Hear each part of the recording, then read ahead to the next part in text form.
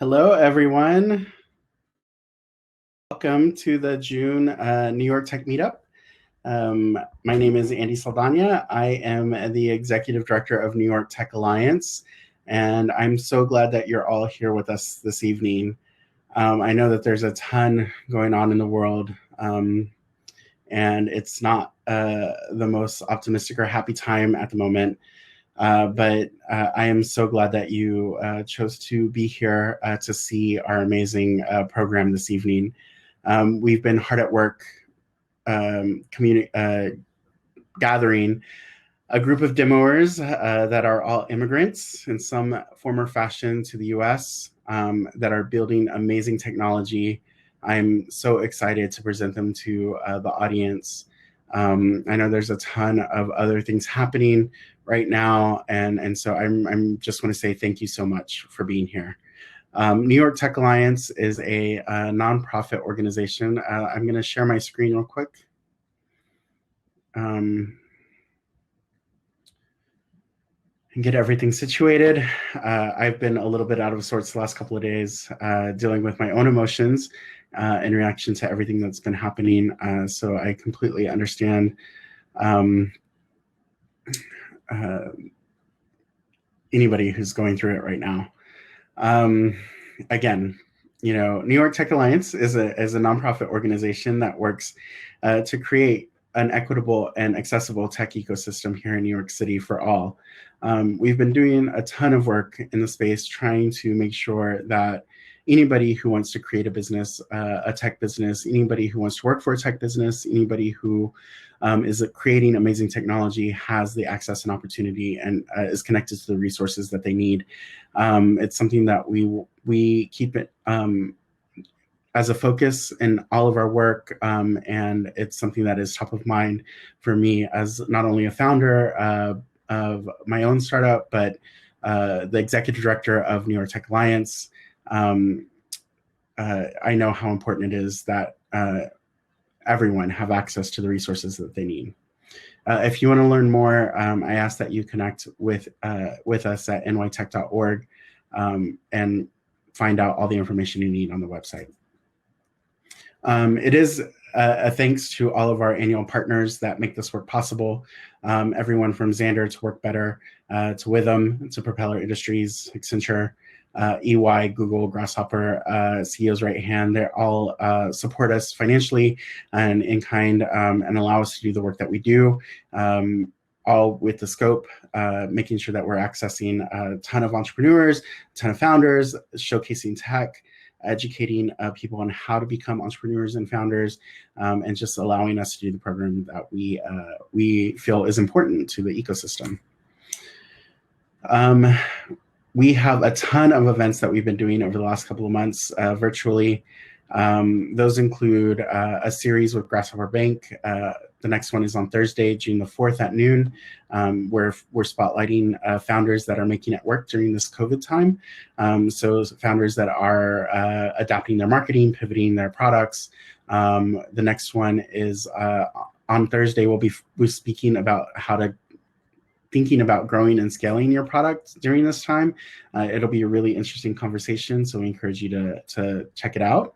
On Tuesday, June the 9th, we'll be having our next New York Tech Latinas, the Latina Luminary series on Instagram Live. This is a new initiative that New York Tech Alliance has launched with New York Tech Latinas. It's happening on Instagram. It's a 30-minute interview with an amazing Latina in the tech community, asking her all of the questions that we want to ask, how she got to where she was at, what made her journey possible, how she overcame some of the obstacles in that journey. Really fantastic series. Avanda La Pena is on our board, and she's leading that group and doing the interviews. I encourage you to check it out. The last one was a lot of fun, and you can find that recording on our Instagram. And then on Thursday, June the 11th, we're doing our next event in our financing forum. It will be a venture debt panel that is focused on this option. We'll be putting together a panelist from banks, a venture debt firm, and then a startup led by Paul Ellis. Again, the ins and outs, asking the questions about what venture debt is, how to access it, is it a viable option for startups to finance during this time. We encourage you to check this out. All of our events are archived on YouTube and Vimeo, so we encourage you to check them out as well. And if you are interested in any of our other events, you can always find them at nytech.org/our-events. On Tuesday, June the 30th at 5:30 p.m., we will be doing a special New York Tech meetup called Developing Pride, New York Tech Alliance in collaboration with Queer Tech in Montreal. We'll be putting this program on. We're opening up the applications across the US, across Canada, looking for queer founders to showcase at the event.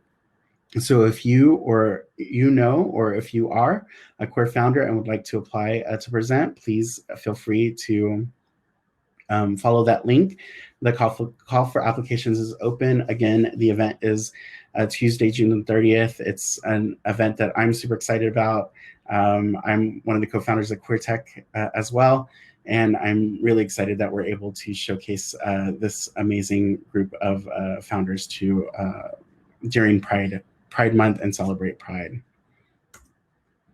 If you are planning a tech event, we ask that you submit your community event to our website at nytech.org/events. That gets promoted in our newsletters, and we always like to keep a current list of all of the amazing tech events that are happening in the community. Alrighty, and for tonight's event, I hope that many of you have been here before, but if you haven't, I'm just going to give you an overview of what to expect.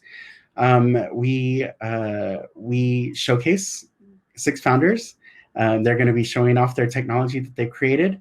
Tonight's theme is Immigrant Founders, so all of them have come from outside the US. They're now in the US. They're doing amazing things. We're really excited about it. All of the products are phenomenal. I've gotten the opportunity to speak with them, to meet with them, to learn more about their products. I'm super excited about the program tonight. What makes us different as a program is that we do not focus on the business model here at the meetup. There's one question that is off limits. It's not that it's a bad question. It's just that we ask that we, again, keep the focus on the tech and the product. So the question is, what is your business model? If we were doing this live, I would ask that out to the audience. The audience would be like, what is your business model? And then we would say, you might get booed if you ask that question. So just remember, it's not that it's a bad question. It's just that we, again, do not focus on that at this event. So please, during the Q&A portion of the event, think about what questions you have about the product, the technology, even the founder, and I'm sure they'd be more than happy to answer. As I mentioned, tonight is a celebration of immigrant founders. We have founders from all over, Australia, Trinidad, Bahamas, Colombia, India, and Uruguay. So I'm really excited to give them the platform to showcase the technology that they've built. It ranges in everything from health and wellness to the fashion tech industry to high school athletes. It's all phenomenal tech.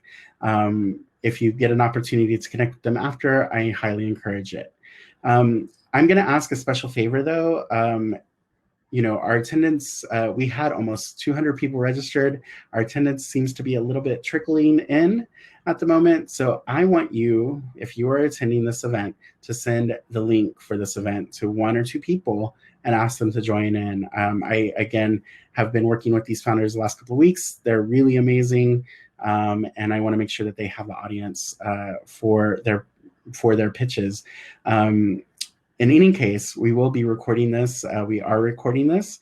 And so this video will be made available after the event.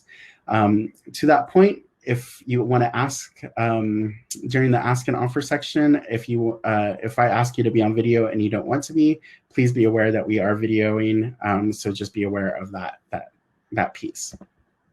That brings us to our community ask and offers. At the very end of the event, I will give anybody in the audience an opportunity to come up and make their ask or offer. What is it that you have to ask for the community, or what is it that you have to offer to the community? You'll have about 30 seconds to make that pitch. I will ask that you turn on your camera and your microphone to make that pitch yourself. But if not, if you would like to stay off camera, just message me what your offer is, and I can read it out in the chat. All right, and then of course, during this COVID experience, we've been hit hard as an organization, like many other organizations, and we want to continue providing the best events to the tech community. So there are 3 ways that you can support New York Tech Alliance. The first is to add a donation anytime you RSVP to one of our events. The second is to become a supporting or corporate member to New York Tech Alliance. We're just experimenting with what that means. So if you want to be a pilot and beta person, beta tester in that community, please join. Or you can simply make a small donation on our website. You can find all that information on our website at nytech.org. And then again with that, we are here to celebrate amazing founders doing amazing tech. If you would like to tweet or participate in any way on social media during this event, the hashtag is NYTM. I understand the conflict that is happening today with the blackout Tuesday, and so I understand if you don't want to participate, but we will continue to be tweeting about the event to support our founders, to support the event, and to support the community.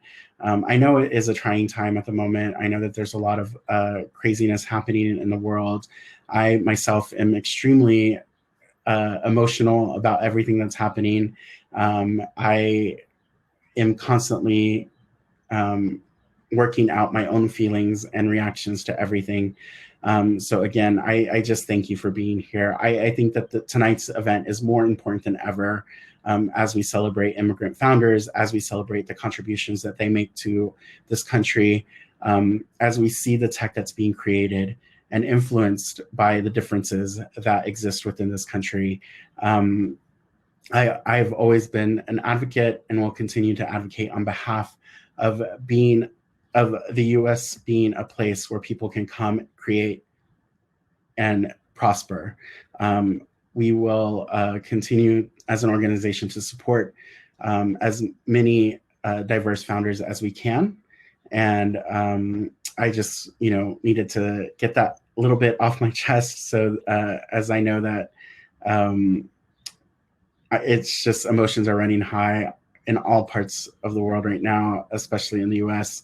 And I'm, here living it, trying to breathe it every day.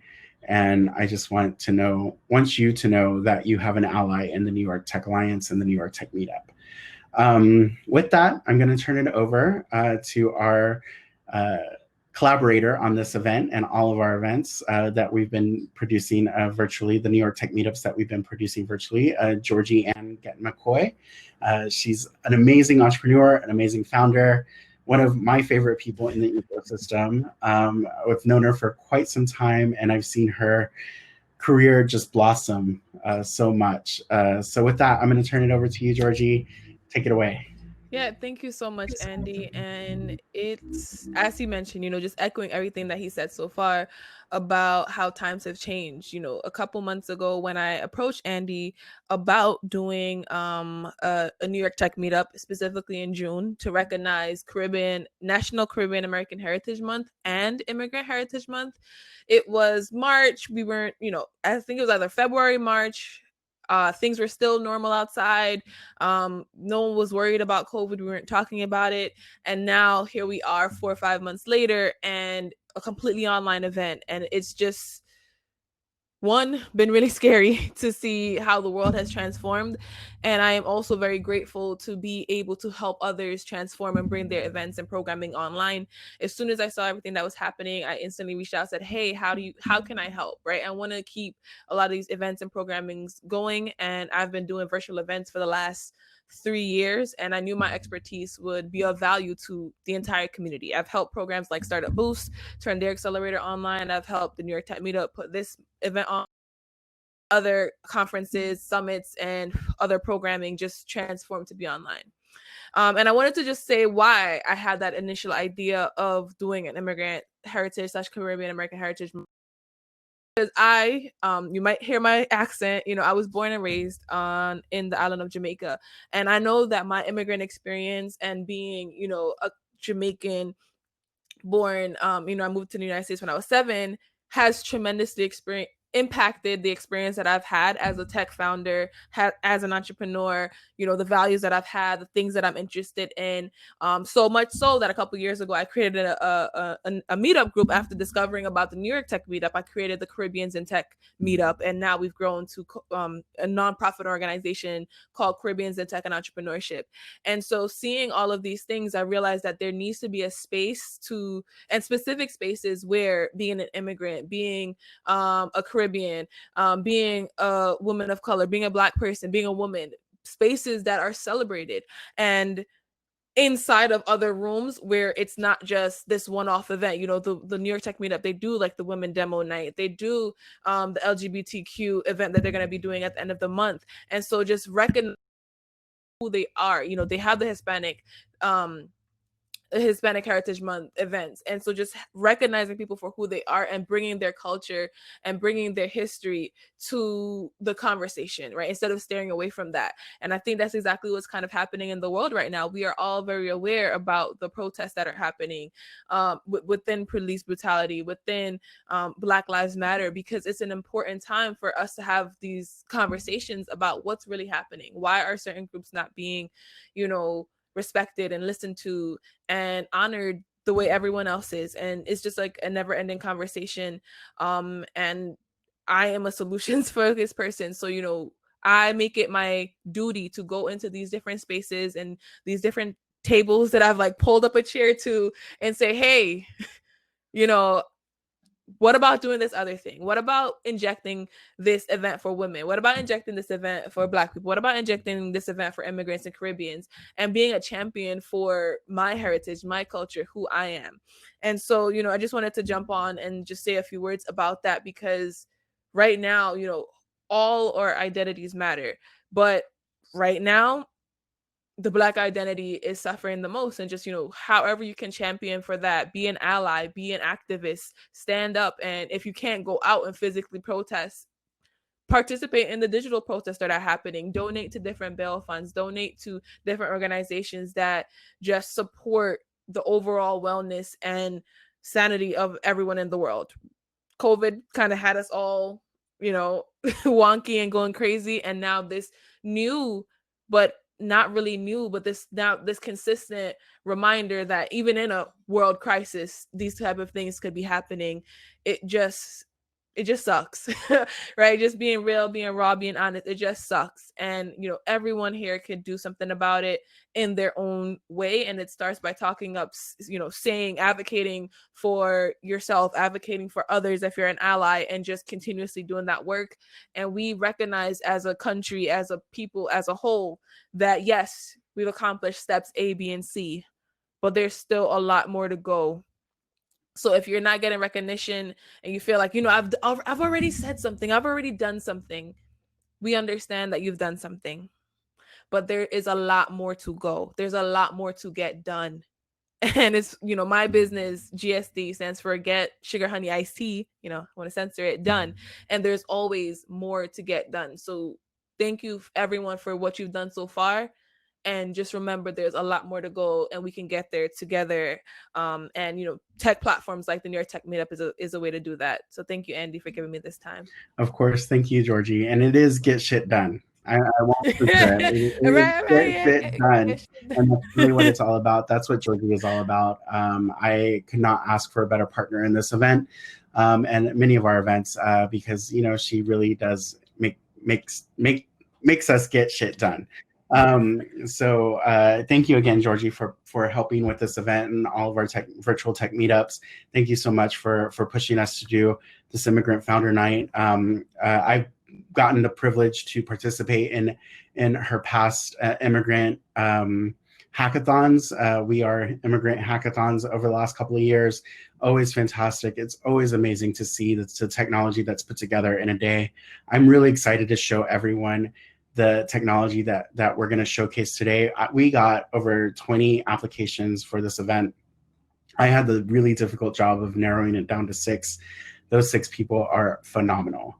I am so excited. Every conversation I had, I'm just blown away about what's being created. So with that, we're going to go ahead and transition into the demos. Thank you, Georgie. If you want to connect with Georgie, make sure that you connect with her here. If you need an introduction to Miss her, let me know. We're really excited about tonight's event. I'm going to put my screen back on so you can see all of the amazing companies that we have to showcase the technology that's being shown.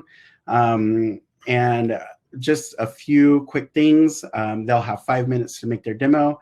And then we'll do Q&A immediately following. If you have questions for any of the demoers, just put them in the Q&A portion in the chat box here, and I will be come back on and moderate that Q&A.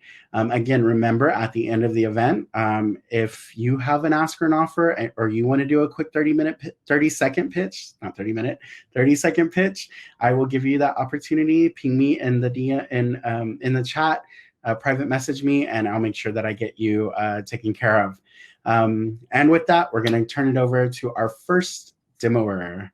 I believe it's Mellany Paynter with All About My Sisters. Come on up to the stage. I'm going to stop sharing my screen, get you situated, make sure that you have access. Perfect. There she is. Mellany, fantastic. Everybody. And you're from Trinidad. Trinidad, correct? Yes. Wonderful. I'm so glad that you're with us tonight. I'm so excited about what you've created. Thank you. I'm going to turn it over to you. Go ahead and share your screen, and I will be back in about 5 minutes. Okay. Thank you, Andy.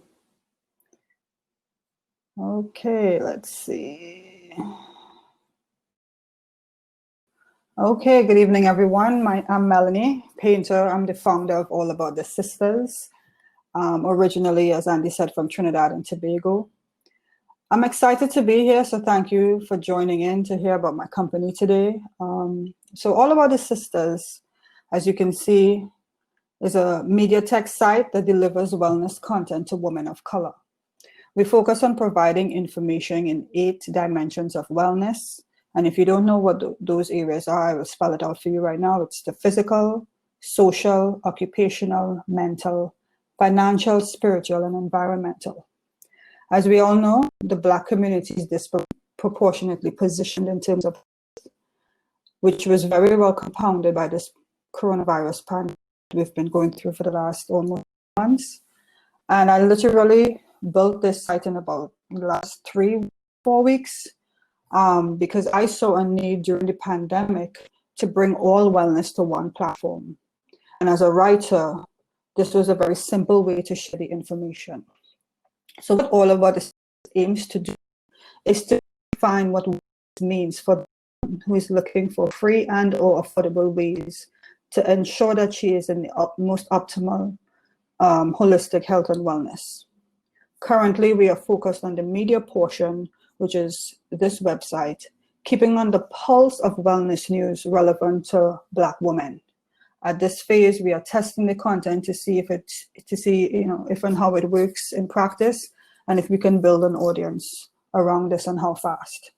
Over the course of the coming weeks, we will ramp up video media interviews with individuals, companies, organizations that are advancing and championing the cause for Black health and wellness through our podcast that launches early in the summer. We want to be here at All About the Sisters, the go-to site for information in the wellness space for our audience of women. Our ultimate goal is to bring innovative wellness solutions to our target customers. And the site is basically a media site at the moment where we are sharing a lot of things, and we've gotten some really great feedback so far about what we have been sharing. We've been mostly focused on COVID-19 resources and where people can get health in different areas in terms of rent resources. We got looking for new jobs. So it's always about the turn of the tide and how people can figure out different ways. If you've lost your job, then here's a way for you to get a new job. It's called new collar jobs. So that's just one example. Rent relief funds, different giveaways of things that are happening. Advice from doctors, if you're not familiar. The one thing that we do know is that people have cell phones in their hand, they have Wi-Fi, and they do have access to the internet. And so sharing the information first in this through this medium is how I saw it helping to, dim the divide in what we are going through now. And that's pretty much what I'm talking about, what I have to talk about today.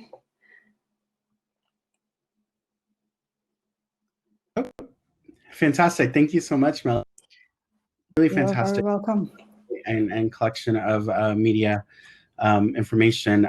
Can I ask you how you collect the different sources, or how do you source the information that's put on the site? Where does that all come from? Some from RSS feeds, some from just searches, and some we have some guest bloggers who send in material. We've started having those, and so we just regulate, edit, and make sure it's on the pulse of what we need to talk about, and then we just post. But mostly RSS feeds. We try to do a lot of, instead of what we call aggregate content, but we try to do a lot of curated content as well, because we want to bring all the information. So if we're going to talk about the next best toilet paper that you should use, then we want to make sure we have all angles, So we do the investigation and then bring the news forward. Awesome. And your personal journey, like what really brought you to create this product and this service? I was just sitting during the pandemic, and I was really like listening to news every single day. Like I would just consume a lot of news. And I just realized that one day I said to myself, I said, I really don't want to get COVID. How can I prevent myself from getting COVID? And I'm a pretty healthy person. And I do a lot of holistic care. So I don't really like going to traditional doctors, but I just thought about it, and I said, and then my, family was calling, take your vitamin D, take this. And I was like, how did I not know that vitamin D helps with the immune system? And how am I not aware of this? And I kept thinking, I read a lot. I'm a writer, so I have a lot of information all the time. How is it that if I don't know this stuff, or maybe there's a ton of people that don't know this stuff. And I started thinking about the mother with 2 kids who is working 2 jobs and really struggling to provide proper healthcare for her children and herself. And I was like, you know what? The best way to get information in the hands of people is to create a website where it's all the information is there, and then try to drive people to that and get people to share it. And that's basically where this idea started. I just got on there, built a website, and I'm still going. Excellent. Do you have there's a question in from the audience. Mm-hmm.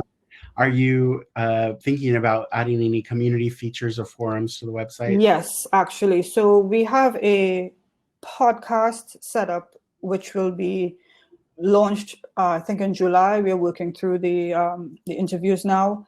But we also want to bring current events. So like events like these that help, because as much as we think tech is wellness, it is still wellness, because it helps you think differently about how you would normally do things. And so we want to create like a event space, and we formed a membership on Patreon as well, so that we can hold probably live events in there and stream there when we're able to maybe gather together, or contact Georgia about doing some virtual events. But behind a closed door, and I know this sounds weird, we really feel like the information is going to be pertinent. We already tested it. We had 3 weeks of wellness events, and we had people come in there, and the information was so rich. We had a naturopathic doctor where we shared the information. What she was just saying about immunity health, we talked about fibroids in women, that's a big one in the Black community. And we talked about some other things, just how to move in small spaces. If you live in a small apartment, that's, very prevalent in New York. We don't have a lot of space to move. We couldn't go outside. So how do you still get up and exercise if you're in a small space? And we talked about all of those things, and it was very well received. And so we want to host a little more of those coming up. Wonderful. I think in our membership.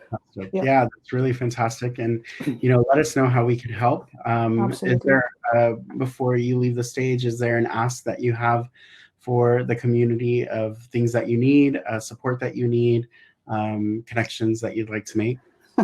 Sure. Is there anybody out there versed in SEO? Please help us. I've done my share of what I had to do. I think I set it up pretty well.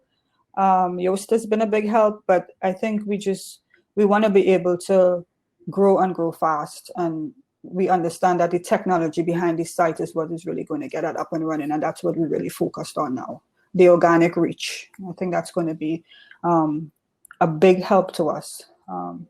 So fantastic. I might have a couple of referrals that I can send your way, but I'm sure the audience might have a couple of opportunities as well. So make sure that if you have any SEO suggestions for Mellany, that you connect with her after the event. We'll be pushing and publishing Mellany's ask to our community through our newsletter in the coming weeks. So just be on the lookout. I'm really excited to see where it goes. Thank you so much for sharing all about the sisters, and thank you so much for demoing. Thank you for the opportunity. Have a good night, everybody. All righty, and with that, really fantastic first demo to kick off the night. Next up, we have Luis Barroso from RootLo. Come on to the stage. He's joining us from Colorado Springs, I believe, which is beautiful, by the way. And Luis, take it away. I'm going to go ahead. How are you? Good. I'm going to turn off my camera and my microphone and give you the stage.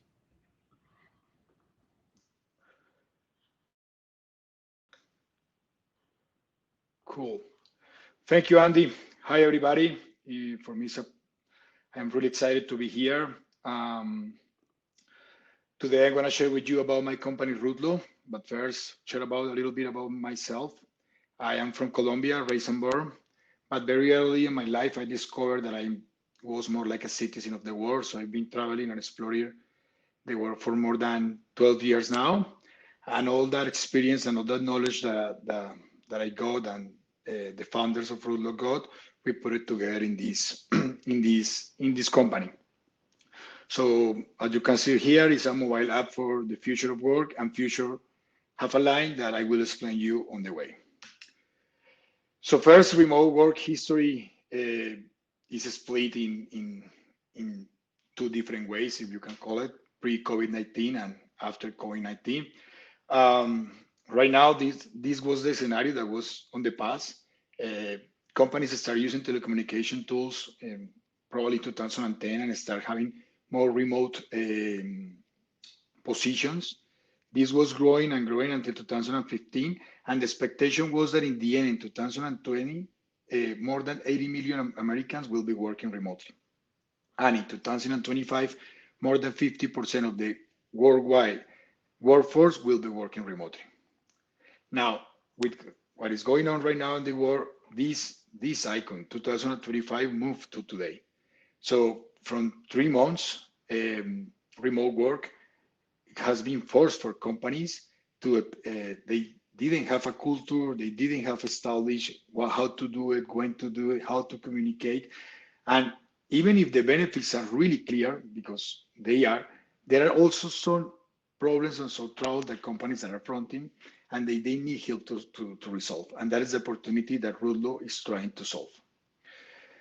Isolation of employees, lack of communication between teams, how to keep the employees engaged with the culture of the company, or even how to find the right balance between work and life are just a few of these problems, and are right now suffering all these companies that have been forced to work remote.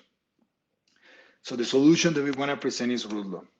RootLo is an on-demand enterprise social network improving culture and productivity of remote companies, but more important, the day-by-day of their employees. It's just a friendly app that help these companies to manage the remote workforce. From the app, the remote workforce can access to all the entire enterprise community, meet another remote workers on the area that are like-minded, get access to ecosystem of services that they need, and be more connected with the company. So because we are on a demo, I'm going to try to do a live demo that even if my CTO and a lot of people expert on tech say don't do it, I'm going to try. So please wish me luck.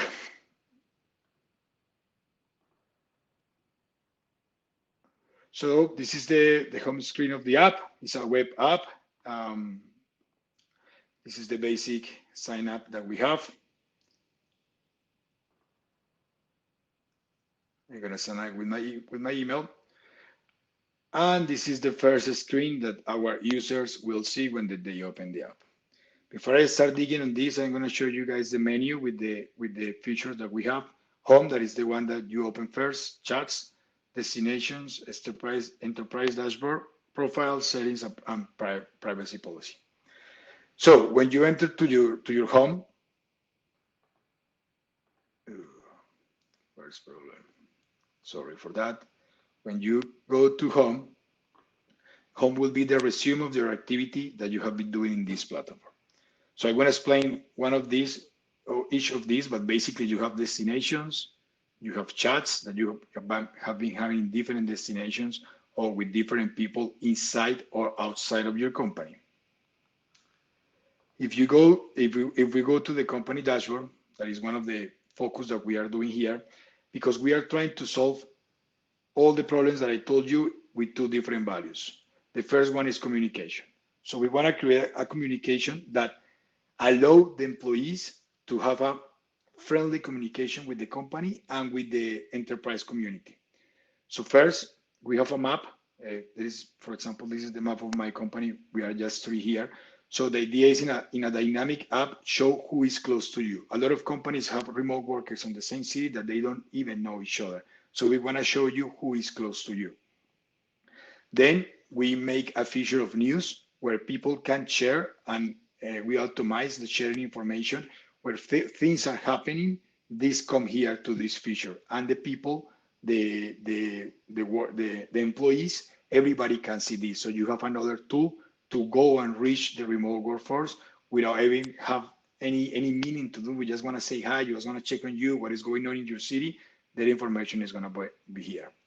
Then we have a company directory where you can check the people by picture. In this case, these people didn't have a picture yet, but you can go to the profile. You can check what they have been doing on the platform. They can check, and you can also access to the direct chat to that person and start talking with that person. Different than that, probably the most excited for me is we create here another option that probably doesn't look very good right now. We are in beta version, so for sure there is a lot of design problems that we are just trying to figure out right now. But here say view like-minded. The idea is that we create an algorithm that depending on your profile, we will match the employees with employees that are more like-minded. This will come here in this option right now because there is no more people here, doesn't want to come, but the people will come. With these tools that I just showed you, we want to create a friendly communication. Then the second one is the ecosystem. So we have created the cities where are more remote workers around the world. Right now we have 23 cities, and inside of each city we create an ecosystem. The ecosystem have access to all the information that remote workers need, whatever they are. Information on services like co-working space, accommodation, transportation, how to find the local community, how to find a local tourist company that really show how the locals live and know how the tourists live. We put all together in this ecosystem where all the employees have access. So for example, let's go for a city here, and this will be the view of the city. First, we have really good pictures of that show a little bit the lifestyle in these cities. Then we have a description where we give a specific information for remote workers, like depending your location, what time is there, how much traffic is in that city, how is the criminal index, how much is groceries there, how is the climate, restaurant, cost of living. These are important information for remote workers. Also, depending on the people who join the chat, we split the community into everybody that is in that city and like-minded people that is in that city. With the same system, with the algorithm, we match the people that are in cities and we put like-minded people in the same chat. Everybody is free to start talking here, start integrating. Everybody is free to share news, and everybody have access to a special promotion that we create depending our connection and on the services that we know that these people need, like accommodation, transportation, co-working, tourist companies. Well, going back to the presentation. So with this, we know there are people that is doing something similar right now. These companies are trying to solve individually one of each problems that I told you in the beginning. What we want is to solve all this holistically. We put all these tools in the same place, and we want to support companies and also consumers, because the consumers also can join the platform and can be also matched with the people that is working for company that is join the platform from companies. We are a holistic solution. This is our plan for when we are right now. Here is what come our ask. We are looking for companies that want to pilot in our tool. We are also looking for connection with venture capitals or angel investors to open our seed round. And we are very, very happy in this journey. We have been learning a lot. This is our team. On RootLo, we believe in what we sell. We are located in different parts around the world. We are 100% remotely. And we know that with the right communication, companies could create a good culture and the right engagement between the remote workforce. That's all that I have for today. Thank you for your time. Thank you, Luis. Really fantastic presentation. Really great thinking about what really caught my attention is that you were thinking about the remote workforce prior to the COVID pandemic, and really understanding how remote workforces are the future. I really love this community aspect that you're creating for the enterprise clients, as well as the community aspect that you're creating for the individuals. You're serving two markets, and I know we're not supposed to talk about business model, but it's really great to see how you're doing a dual market system in a really cohesive way, and matching them together. That's really fantastic. I imagine that will lead to different opportunities in the future. I really enjoyed our conversation that we got to have last weekend, and just thinking about what the impacts of remote working have during this time, and what companies are looking for, and creating this product for enterprise companies to be that central place where it's offering benefits, right? Like we talked about that, what are the benefits that the new work environment will need, and enterprise companies will need to offer moving forward. And you're already there. This is a benefit, right? So really fantastic piece about that. I'm going to open it up to the audience and see if they have any questions specifically about what you've created or the platform itself. There is one question in the Q&A that's asking about the prompts specifically, and are you going to be feeding prompts to start conversations and connections within each individual ecosystem or the platform itself? What do you mean prompts is promotion? Sorry. No, how are you gonna motivate those connections to happen? Okay. First, the idea that why all this is happening right now is because companies used to have the culture of the company on the same building. So when you take the people out of the building, they have no culture, they have no connection, they have no communication. They just talk about work. So there are really good tools that allow that right now. Slack, Microsoft Teams, these are tools that help the people to follow that they accomplish their task. We are trying to think in a different way, that is lifestyle. Like, how is that person there? And giving their tools to speak with that people in a different way that is not just work related. That is the reason of the news. What is the reason of the matching algorithm? That is the reason of the map. So we are trying to promote the communication through that with that features, giving tools to the people to communicate and not talk just about work, talk about their self. That in the B2B side. On the B2B, in the B2C side, personally, I've been a digital nomad for more than 10 years. And the first thing that I always was looking every time that I changed cities or changed countries was how to meet like-minded. Where I need to go to find that people. And the majority of the times, having a lot of experience traveling, you end in the wrong place. So what I expect is that this algorithm match people that is really like have really similar interests, and that help with the communication, and that help with the intention to talk. Additionally to this, we want to throw news, we want to throw the same feature that we have on B2B on B2C, so that people have more tools to talk.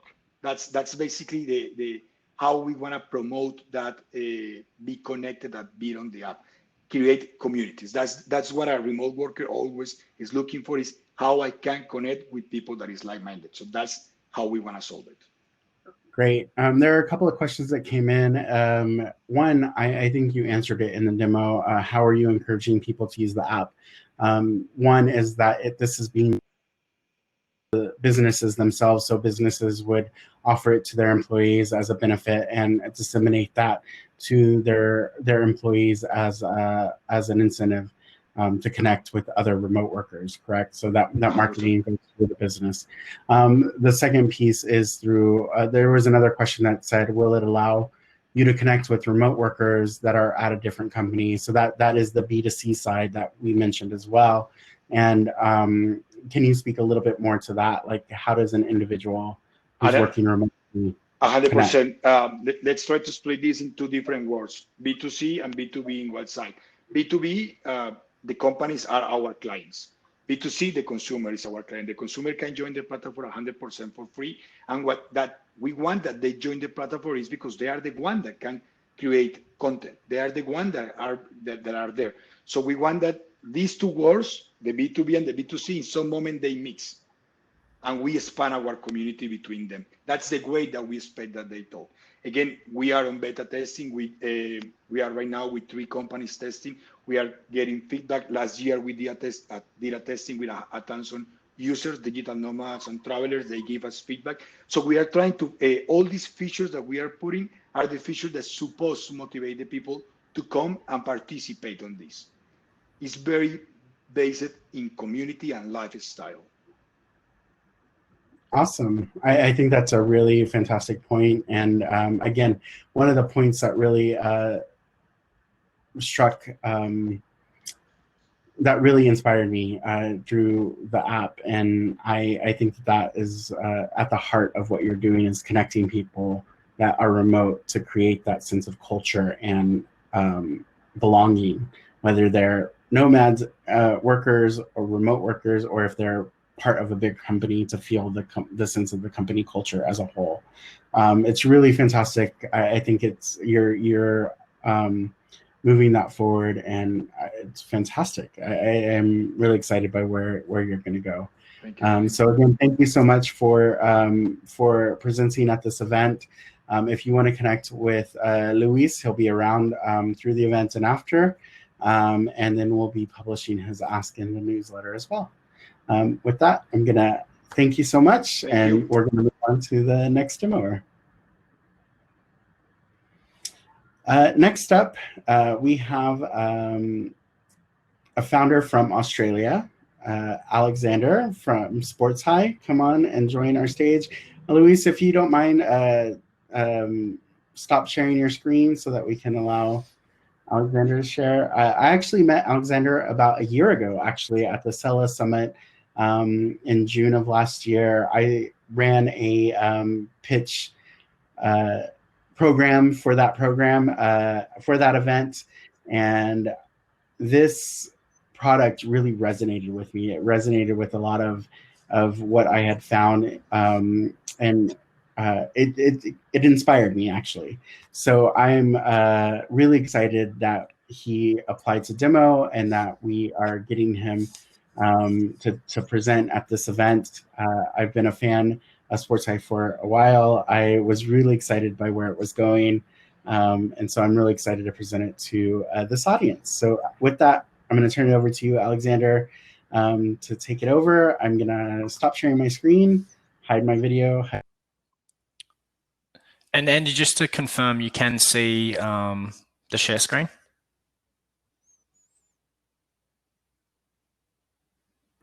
Yes, you can. Okay, great. Hello, everyone. Firstly, thank you, New York Tech Meetup, for inviting me and accepting us to pitch at the event. Andy, you definitely are one of a kind. You have a certain passion that is contagious. So thank you, and thank you for everyone for being involved. I'm Alex. I am the founder and the CEO of SportsHi. SportsHi is an app for high school sport. We focus on communication, content, and college opportunities. To make it easy to understand what we do, I guess, we're kind of the vision of the company is to go for the LinkedIn of high school sport, cater to Gen Z. Just a little bit about myself. I moved over here from Australia 5 years ago. I was consulting for a tech company. I played professional rugby back home in Australia and just loved being around sport. I coached high school for about a year here in the US, and in New York in particular. I volunteered with Play Rugby USA and coached at Fordham Prep, and that's really where I identified a problem.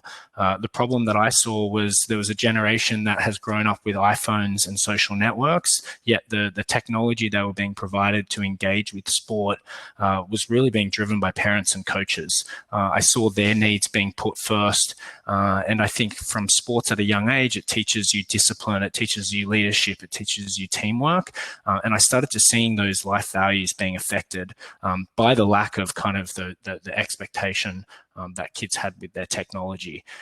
So we said, well, let's kind of tackle this in a different way. I went and volunteered and got 2 more jobs in high schools where I effectively tried to just connect with the students to understand what they really wanted. The biggest differentiator for our company is the fact that they make the product decisions. I try not to make as many product decisions. I really do want, kind of a consensus from the students, and that's been reflected from the very first day when we brought in the students and started building our MVP all the way through to today, where we have an ambassador program with over 750 high school students dictating what we build. Just a little bit about the market. I learned that if a high school student participates in high school sport, they double their chances of applying to college. And then I also just learned that the youth sports market here in the US is growing, and there was an opportunity there. I will show a video of our product, and I think just the first thing I wanted to kind of demonstrate is the fact of what we're trying to build is community driven. I saw a lot of financial barriers. I saw a lot of social barriers with some of the online communities that were being built. And for us, we really wanted to resonate with all student athletes, not just, the top performing student athletes, but the other 95%, I say, the students that carry the oranges, carry the water bottles, they might be a role player, they might sit on the bench. Let's resonate with them and really try and have them express themselves on our community. So we'll just bring up our video demo, and I can kind of talk you through a little bit of how we came to it. So something that was important for me was obviously putting those players first. Our permission sets in the app for students. So everything they can do, coaches and parents can't. And that is, uploading content and sharing it with the network. They can chat with their teammates, they can chat with their coach. There's cross-school communication. So a problem that we saw was I see a student from another school and we can't communicate because we're not on Facebook anymore. And Snapchat's a little bit difficult, as well as Instagram. We wanted to make it very specific to high school sports. What time's practice? I want to be able to go in and see what time and schedule and RSVP. In that process, we learned that there was a disconnect with colleges. Students were struggling to connect with college coaches. We piloted with Brown University. We've now expanded to over 40 universities, including Harvard and Yale and Penn State and Dartmouth, to allow them to seamlessly connect. And then from a high school coach's perspective, we wanted to give them a very team management focused app as well. Making sure our schedule is easy to upload. I can track the RSVP. I can communicate seamlessly with our students who are very used to kind of that social network feel. Interestingly enough, the students have kind of now said to us, we actually want to go more towards the content space. And, you know, we're using gamification and content and how we deliver that content in very much for our version 2 that's coming up in August. So what we've actually found is you don't really achieve the communication without the content. So how can we kind of create a intangible currency within a network in order to drive more content? And a lot of that's built around recognition and gamification, and that's what we're doing. Currently today, we're 3,300 users across 200 high schools. A quick update: since COVID, we've actually seen a positive reaction. Our college connections have seen a 10 times uptake. Our user acquisition has doubled. We've brought on some great advisors, and we're really driving kind of towards a perfect storm in August, September, which we believe is going to be kind of take us from that 3,000 user mark to potentially above 20,000 users. Our ambassador program is a good reflection of that. Students are bored at the moment, and they're looking to connect with virtual communities, and our ambassador program has actually grown from 50 students to now 750 since March. So we're really excited about that, and the opportunity for us of that perfect storm really is built around our college scholarship, where we've partnered with Santia Deck, who is a female NFL or WFLA player. She's the first multi-million-dollar signing. She's sponsoring our scholarship, which we're really looking for a student with high academics that need the financial means to get to college. Just a little bit about our team. We've been working on this for over 2 years with a similar mission. We are kind of a young team tackling a Gen Z problem. We've brought on advisors from the NFL, the NHL, MyFitnessPal, the NBA, to help support this mission and guide us through this next level of growth. And the ask for the community, I mean, we started our fundraising before, or our seed round before COVID-19. 37 Angels decided to lead that fundraising round, where we were able to complete 75% before COVID hit. So we are extremely thankful for that and grateful. But we now need to look to close the rest of that round. If anyone has any introductions to VCs or early stage angels, you know, we'd love that connection. And yeah, again, appreciate everyone bringing us on here, and love being involved in the community.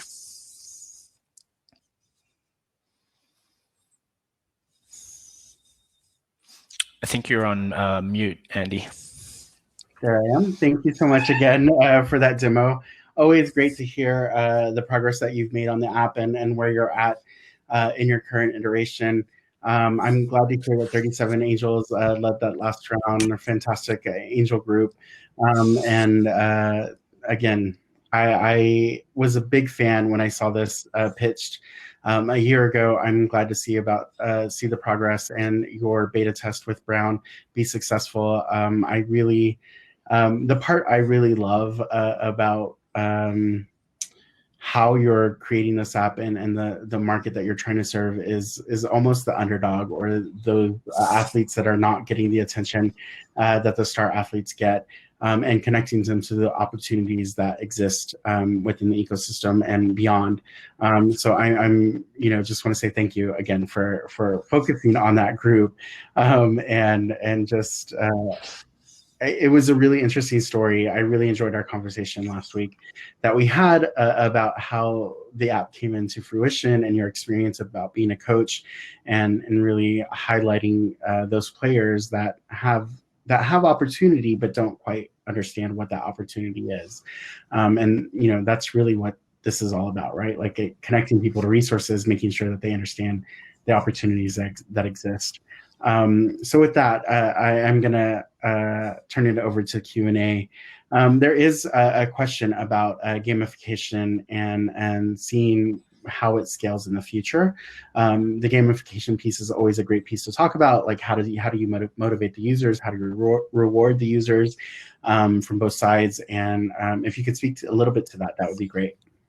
For sure, and it's a great question, Avi. I mean, you seem product focused, and I do love that question. I mean, we definitely started the platform a little bit more towards like a team management style of an app.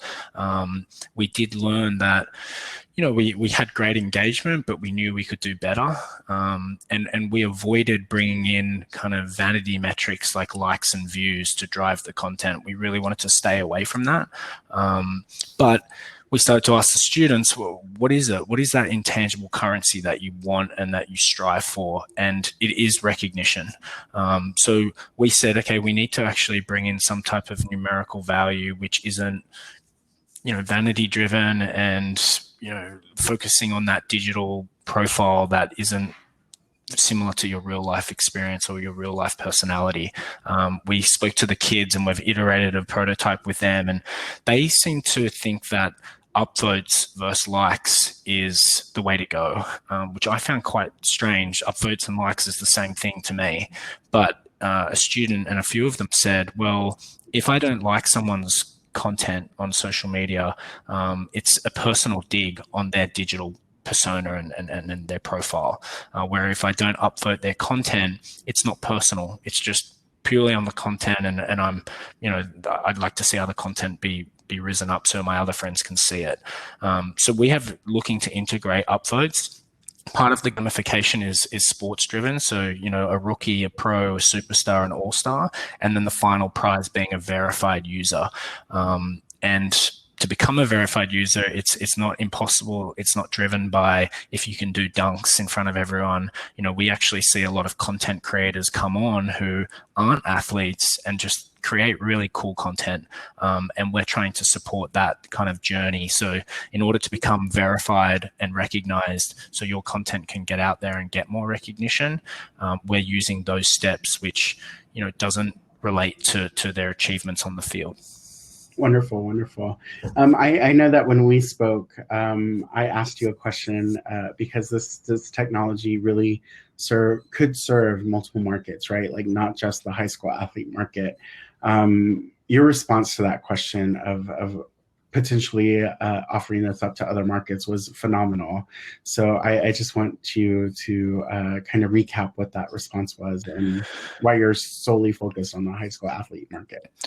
Yeah, when we first built the product, I just asked a group of students, a very diverse group of students as well. And I said, what is it that you want? Because we were using team management platforms and they weren't engaging with it. And they said, we want a high school sports network dedicated to us. And, I laughed because there's a bit of a selfish kind of connotation with that, but that's kind of the world of Gen Z a little bit. And I said, okay, we'll just make it about you. What is it then? We then started to drill into the different feature sets and what they wanted. So we have stayed extremely loyal to that first request. I've had college coaches ask if they can bring on their players for certain team management features or scheduling or content, and we've had to say no, which, you're trying to grow by the thousands of users, and when you're only a few hundred users, it's hard to say no. But again, I stay extremely loyal to the students. I do speak with them every day. I joke with my family. If you look at the top 10 of my messages, half of them are high school students, and we're talking about, their college or the app or how we can help. So I think that sacrifice and that dedication is really what drives our differentiator. Awesome. That's great. That's great to hear. You also spoke a little bit about how your users have increased during COVID. Can you talk a little bit about what do you think was what caused that, and how are you kind of using that to expand the reach of the product overall? Yeah, we found that students, as I said, are bored. They're looking to join more virtual communities. They're looking for, rather than kind of broad generic communities, they're looking for more niche platforms. So we definitely saw that kind of increase, but also from a college perspective, they needed to do more from a virtual standpoint to connect with colleges. We haven't seen the same reaction from college coaches yet. I think if I'm a college coach, I'm thinking about firstly job security and whether or not we're going to be playing in the fall.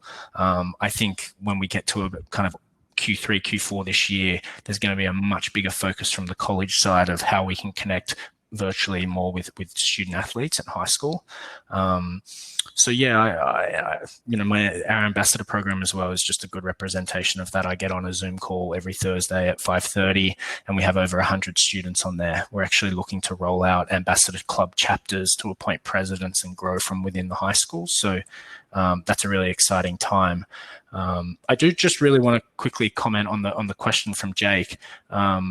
Jake, in regards to more likely to apply to college, I think just from a holistic standpoint, we are encouraging students to participate in sports through our technology.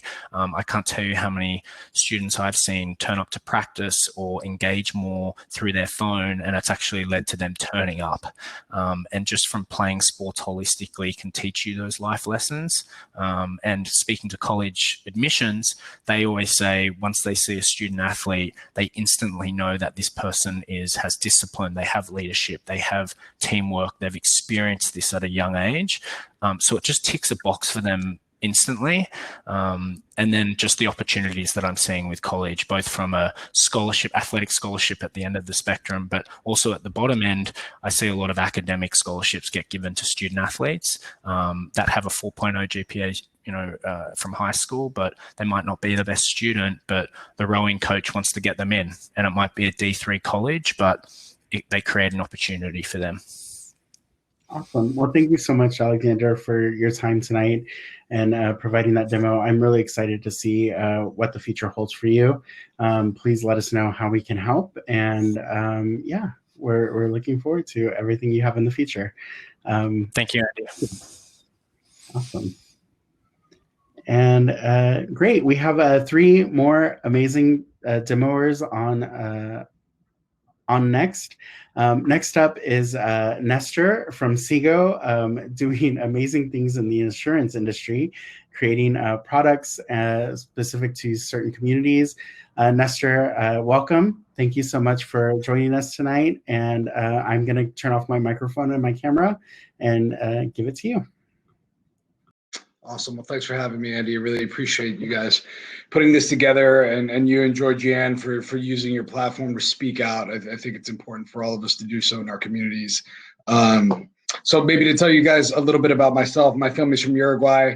And actually maybe I can start with a better story about Sigo and about my aunt. So this is my aunt, my tia Silvia.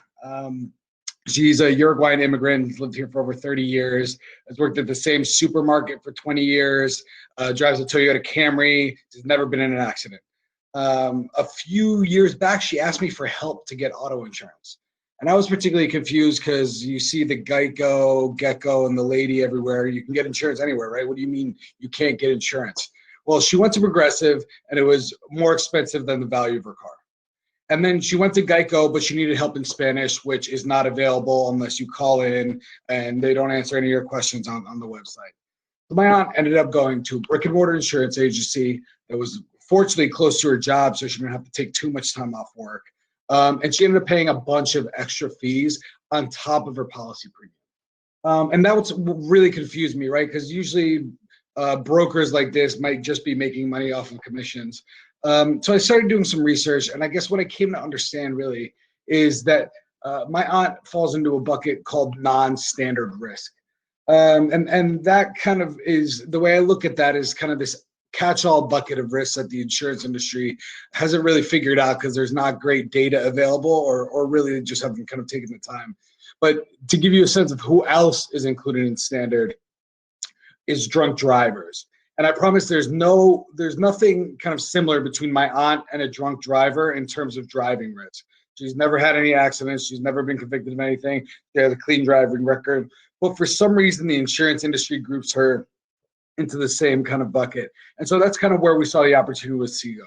And so Sigo is a mobile-first auto insurance provider focused on the Latino population and the immigrant and low-income population generally. Because what we're doing is really providing access to the tools needed to buy these minimum liability only policies online instead of having to go through brick and mortar like many customers do today. So we provide a mobile first approach for a customer that over-indexes on mobile internet access. We have fully bilingual UI. Almost 3/4 of our customers prefer to speak Spanish, and it doesn't make sense to buy insurance in something that's other than your native language. It barely makes sense to buy it in your native language, to be honest.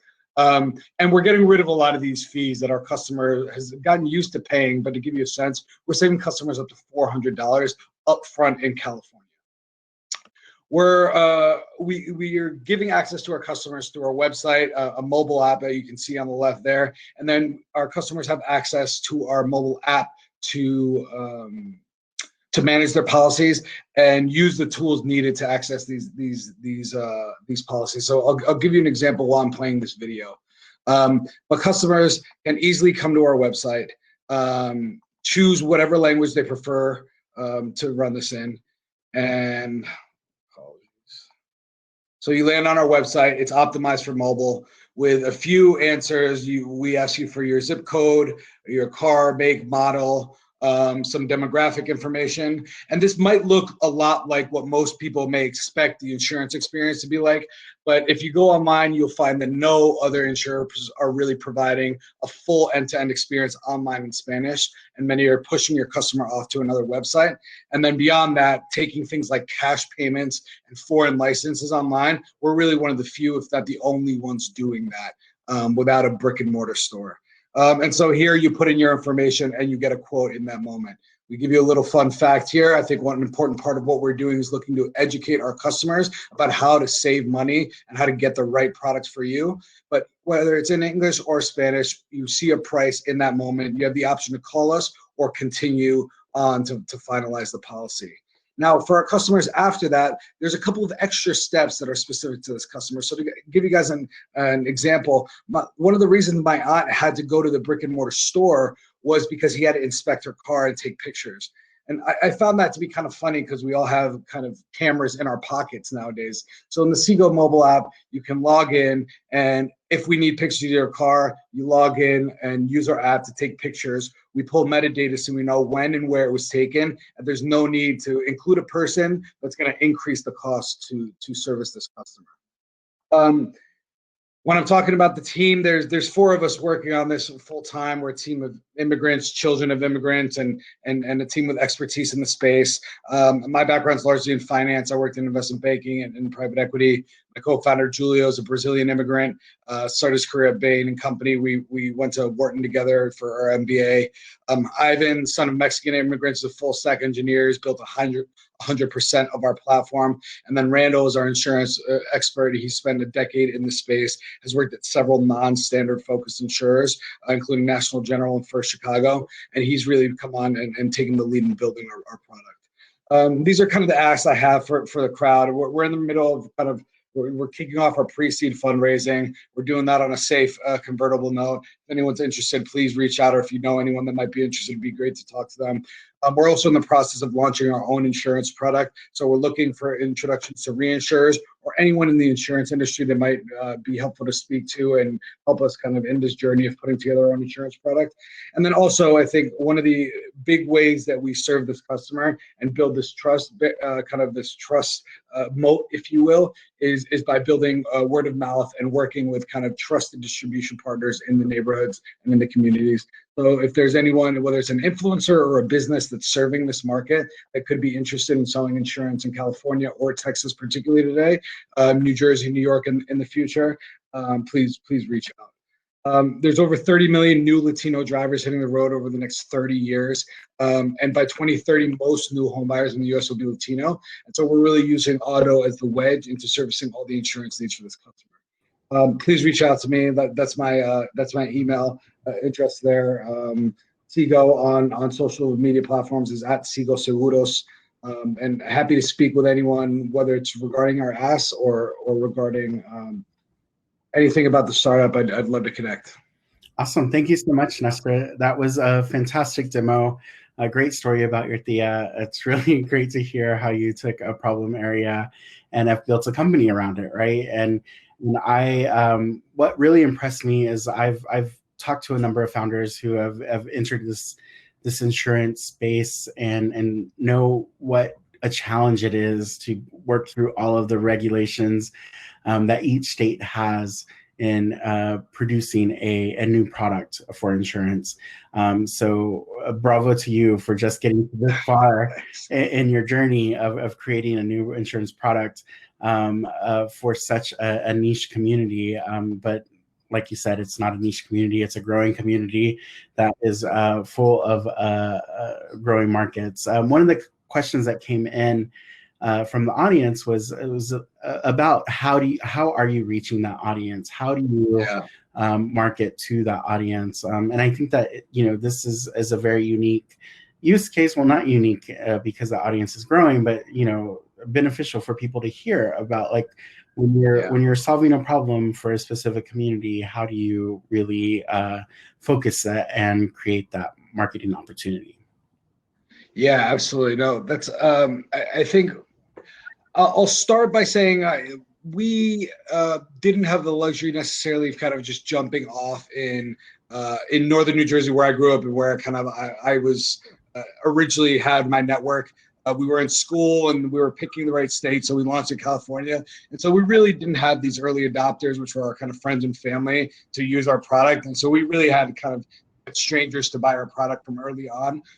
So I think that's definitely something that we weren't able to take advantage of, that I would obviously encourage early stage founders to do. I think we saw a lot of good examples of people doing that at business school and using our classmates and kind of using them as the guinea pigs.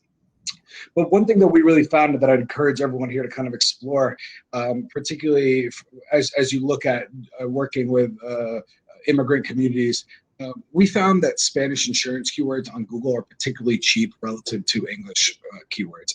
And so we've really been able to exploit that and bring our costs down. To give you guys a sense, we've brought our costs down over 90% since January by just doing a little bit of optimization on the Google search keywords we're using. And we really haven't jumped into the SEO, but we've seen kind of some promising organic results early with little effort. And so that's really been the focus until now. I think the kind of next stage, what it looks like, is really focusing on the ground in neighborhood. I think you mentioned the trouble state by state. I think one of the interesting things about the Latino community is that there's over 50% of the community lives in 15 cities. And so that gives us an opportunity to really access this customer in the right zip codes, the right corner, the right billboard in the right corner, the right targeting the right supermarkets and everything. That's great. That's great. I want to speak a little bit to, actually, one of the questions was, where are the Latinas on your management team? If I could address that, they all turned down my job offers. So I ended up having to go with the guys.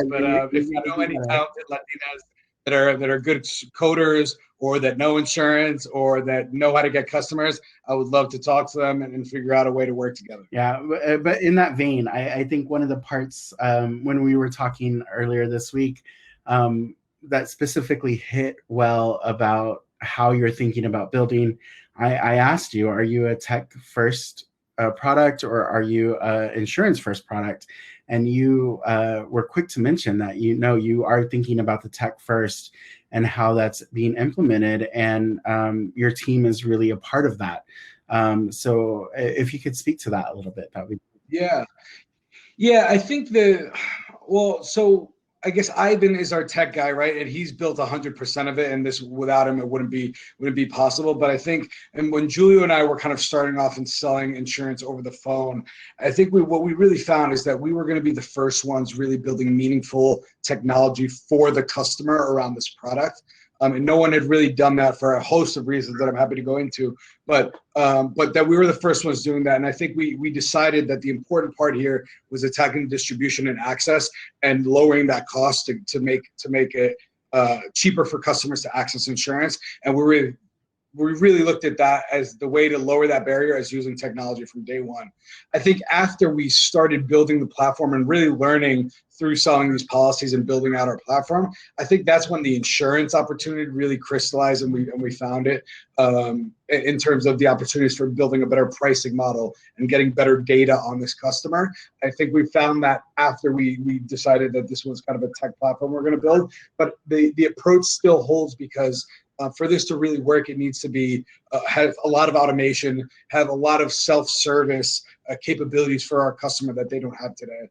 And so I think it's very much kind of building this with a tech DNA, or else it's going to be tough to unseat the incumbents. No, that's really amazing, and so glad to see that you're targeting. I mean, I'm from Houston, Texas originally. It's a very car heavy ecosystem and very Latino focused ecosystem. So I am definitely going to be pushing this out to a lot of my relatives to be talking to figure out their insurance needs. What really surprised me is, the website was Spanish first. And that really intrigued me. It caught my attention, and it really shows the community that you're trying to serve. So again, thank you so much for participating in this evening's demo. I am excited to see where you go. I think one of your asks was around investors, but also if there's anybody in the New York area that can help Nestor navigate some of those regulatory issues around insurance, I think that would be helpful as well. And there's someone in the Q&A that said that they used to target the Latinx market, so perhaps they can connect with you through chat and talk about that in a little bit more detail. But thank you again so much. Really fantastic demo, really fantastic product. I'm excited to see where it goes. Thanks a lot, Andy. Appreciate it. Thanks for putting this together. Of course. All right.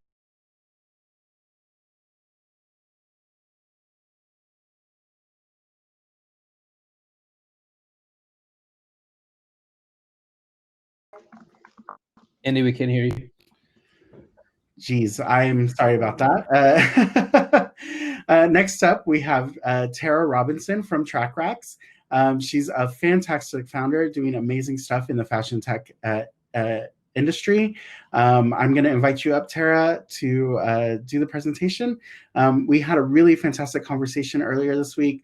I'm really excited to see where this product goes. I think it's going to change a lot of the sampling problem that she experienced all the way from being an intern. Is that correct? Yeah.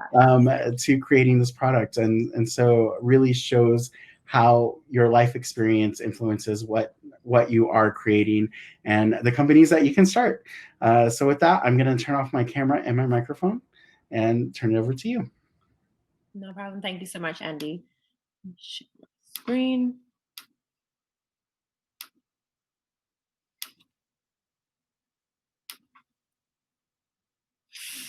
Hello, everyone. My name is Tara, and I'm the CEO and founder of TracksRacks. Thank you so much for being here today.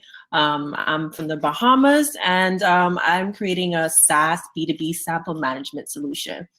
So at TracksRacks, we are revolutionizing the way that retailers, fashion firms keep track of their samples with our easy to a lot of you may not know what a sample is. So before a retailer or any fashion company mass produce to create a sample, it's sort of like your prototype.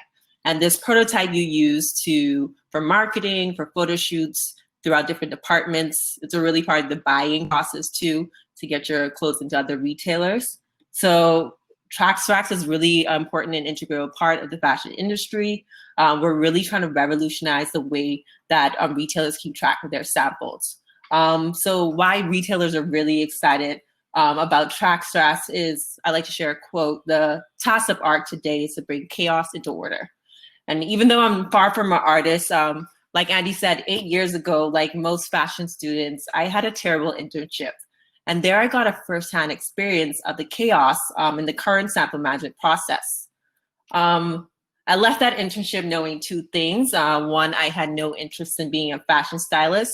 And two, that the sample management process was broken. It was really time consuming. There was a lot of human error. Things would get lost all the time. Everyone would be like, oh, I don't know where the sample went. There was a lot of misplacement. It was incredibly inefficient. There was a lack of a central database. High liability samples are one of one. You're getting it straight from the manufacturers because usually it's made by hand. And there's a lack of mobility with the current systems.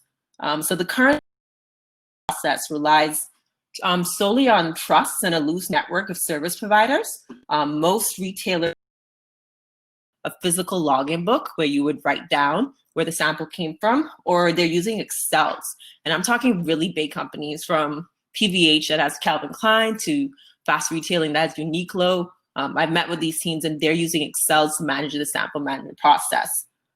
So I just saw this problem and I thought there has to be a better way to do this. This is causing a lot of sample loss, a lot of damage, and delay in sales because the time it takes for you to get a photo of that product to put it on the e-commerce platform, you're losing sales. So this problem is really big. One retailer can be tracking up to 90,000 samples just internally. So imagine not having a tailored solution just that streamlines the entire process from beginning to end and just having a huge amount of your inventory unaccounted for. Well, now with TracksRacks, you don't have to because we're a digital solution that sort of secures everything. We're one click away. We have secured employee accounts. We have your contact database. We store your images. We generate QR codes to keep track of samples, and we create a virtual showroom. We also create late sample reminders and performance and insight reports. And so what does that look like? Well, I'm proud to introduce you to our dashboard. So what our dashboard does is give you an overview of the sample management activity. Everything that's happening in your company. Each company can add their own employees. They can add their contact database or their client database and have access to key reports. This creates a centralized system so that everyone can log in and see what's going on. You can sign up as the main account user and then give your employees different privileges. But the great thing is you can see who checked in a sample, who checked out, who reported a sample as lost or damaged, samples that are being loaned out as well. So each employee has that unique login, allowing to know exactly where the sample is at any time and any place. And every sample is being accounted for. And to show you how it works, I'd love to give you an example. So imagine you're a sample coordinator and you just got a request to transfer a sample from the e-commerce department. You've already uploaded all your samples to the virtual showroom. You can see all the samples in your showroom at any time, any place. You have all the SKU information, the color, what season that style is from. And you can even find and search by the brand name, the SKU number, and color and stuff like that. Next, you can just loan out the sample with one click. So a sample loan is, say, a stylist wants to use that sample for a photo shoot for the cover of Vogue, or you have a photo shoot that's going to be done in a studio off-site, or even going down to a second office or the marketing department. What you do is loan that sample. And what loaning sample does is let you know that it's no longer showroom and that it's another customer information. But when it's time to return that sample, it's just one click away. You have all that inventory information and everything's added back to your showroom, just hassle-free. And the importance of a digital showroom right now with the COVID crisis is really important. So you don't have access physically to your samples. So what we're creating is a virtual showroom where you can see them no matter where you are at. And also this can be a shareable link. So you can share this link to people who don't even use the TracksRacks platform, but they can also have access to your showrooms and create pull requests, which is what we call in the fashion industry, where you're requesting to use one of these samples and that becomes a loan order. So all that's going to be done digitally. So when it's time to receive or return the samples, you can just loan it back. Our system stores thousands of brands. Almost every brand is already stored in there. The type of apparel, so you can pull up all the information with our tagging feature. With your contact database already uploaded, you just have to start typing in the client name and all their information automatically populates. That's that unique QR code I'm talking about. You print that out and you put it onto the sample. Most samples don't have tags in it. So those tags that let you identify them, those don't exist in samples. So you're literally playing a guessing game because you can have 5 black shirts that look identical. But with our QR code, you can identify what sample it is, where it came from, who checked it in, and when it needs to be returned. You can use the camera in your phone, in your laptop, scan that QR code, and you get all that client information. All the employee information is all just stored within that code, and then you can return that sample back in seconds. Good thing about our platform is we also have reliable and trusted service messengers on courier service or messengers on our platform in the New York area. They deliver the samples for you as well.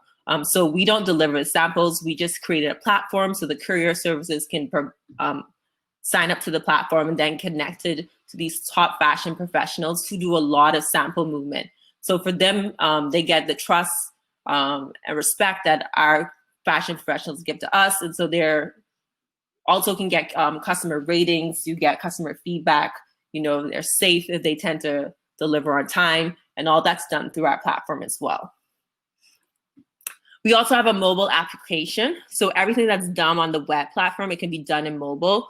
You can see it running right now, just a few clicks and you can access that. So the good thing about that is if you're on set on a photo shoot, if you're going to run out the office really quick, you can have all that access and you're going to get your alerts that someone's just checked in something or checked out something as well. And we talked a lot about this, about pivoting in a crisis. So we had to do certain things during this COVID crisis to sort of pivot our product. So we talked a little bit about separating the TracksRacks messenger that was behind a paywall. You had to be a customer to access that platform. Even though it had a separate payment, that's not a part of the subscription model. You paid for it. We just wanted to keep it all in one platform. We separated that now so that if someone just needs to deliver samples, they can just use the messenger feature without signing up for the monthly membership, hoping to later on convert them. Updating our messaging and position was really important.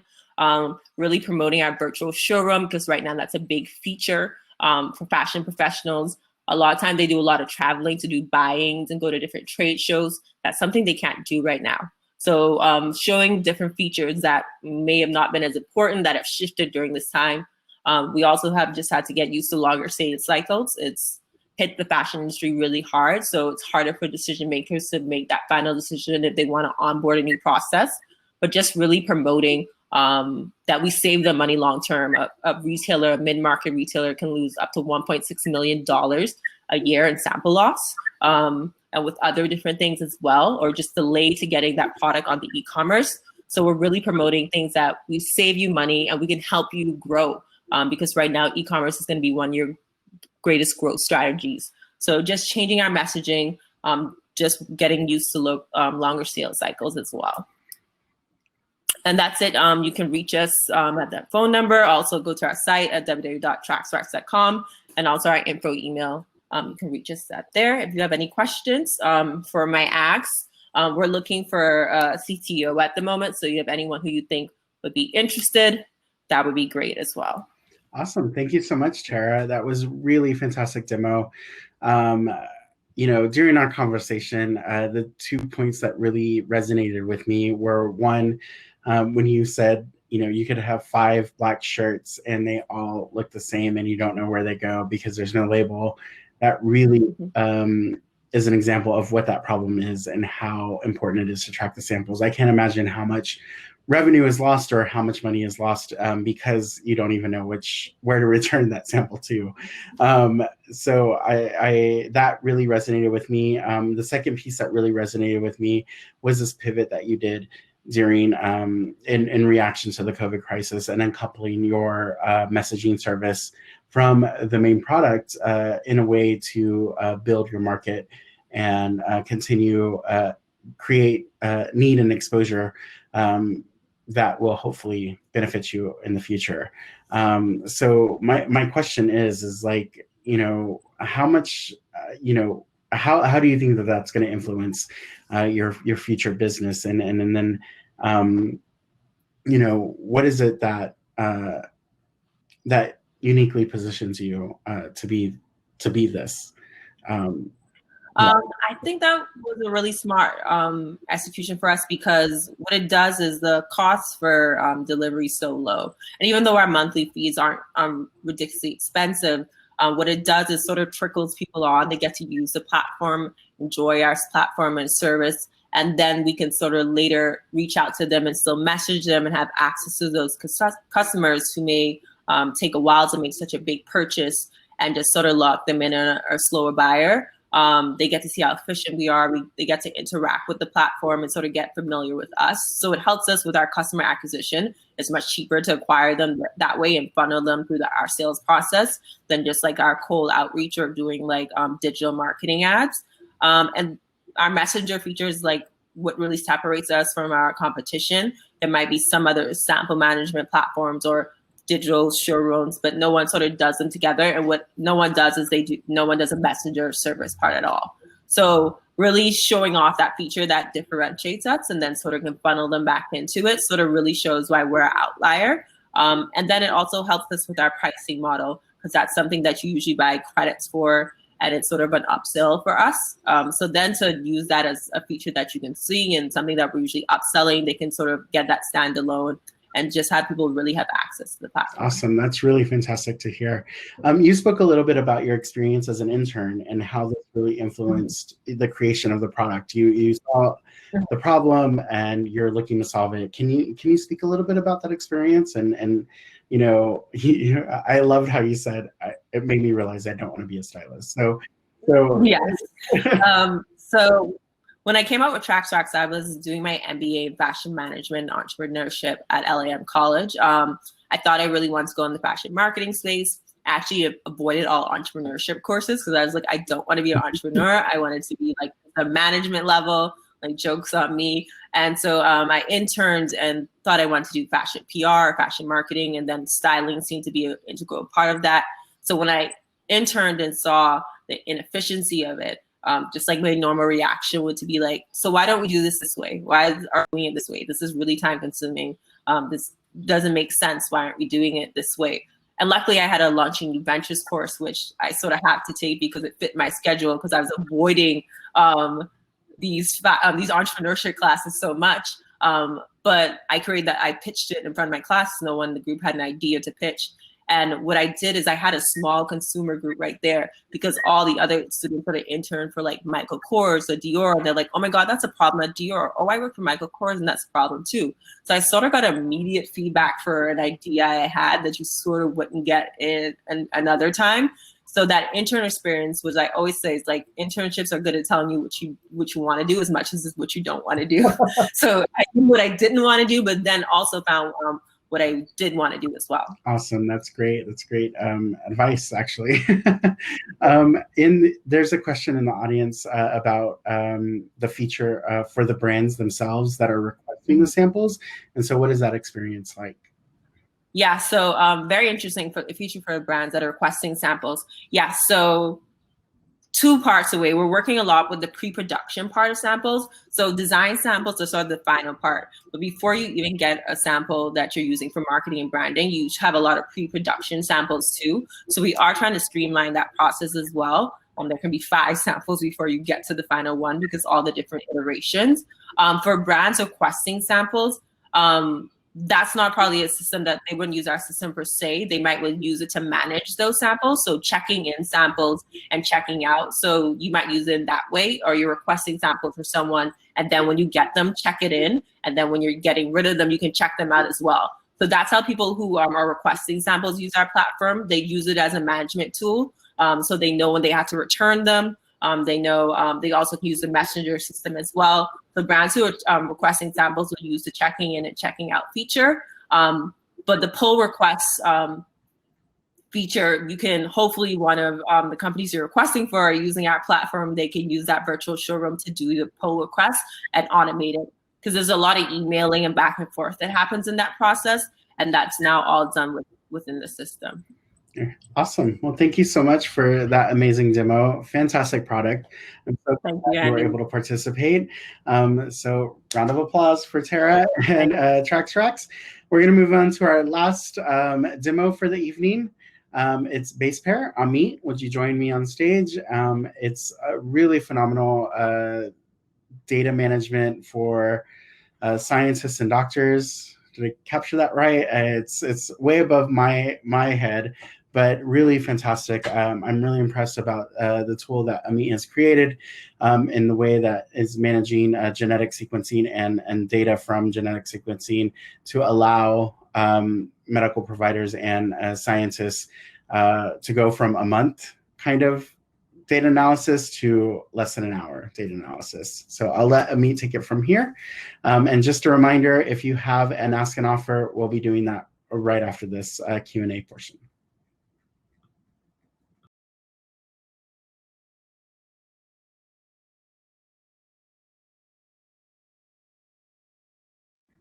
Amit, we can't hear you.